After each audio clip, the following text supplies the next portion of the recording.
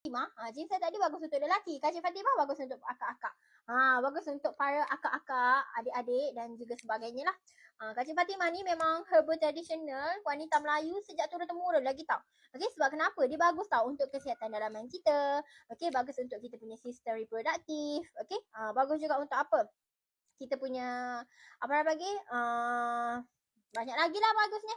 Okey, kalau dari segi untuk kebaikan untuk para wanita kan. Kak Cik Fatimah ni dia boleh bantu tau untuk seimbangkan hormon. Untuk siapa-siapa yang ada masalah hormon tak stabil kan.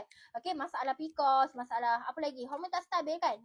Abang boleh cuba tau BC300 ni. Akak-akak boleh cuba BC300 ni. Sebab dalam ni kita ada Kak Cik Fatimah. Which is Kak Cik Fatimah dia boleh bantu untuk mengurangkan ataupun menstabilkan masalah hormon. Macam tu.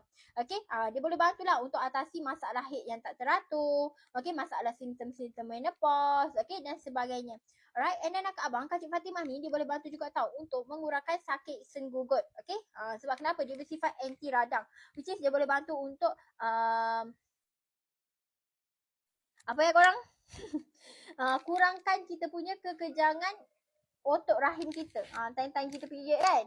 Dia boleh bantu untuk reducekan kita punya cramp tu. Macam tu. Okay. And then akak abang, apa lagi fungsi Kak Cik Fatimah ni? Dia boleh bantu juga untuk memulihkan tenaga selepas bersalin. Okay. Boleh bantu untuk kecupkan rahim dan juga bantu untuk kembalikan tenaga ibu balik lah. Okay. And yang bestnya dengan Kak Cik Fatimah, dia boleh bantu juga untuk meningkatkan kesuburan. Okay. Dia boleh menghasilkan hormon wanita yang lebih seimbang lah. Bagus untuk kita punya kesuburan. Okay. Tu dari segi kesihatan untuk akak-akak para-para wanita lah. Dari segi kesihatan umum, Kak Cik Fatimah ni merupakan antioksidan yang tinggi tau, which is dia boleh bantu untuk melawan radikal-radikal bebas. Okay, bantu untuk cegah penuaan pramatang.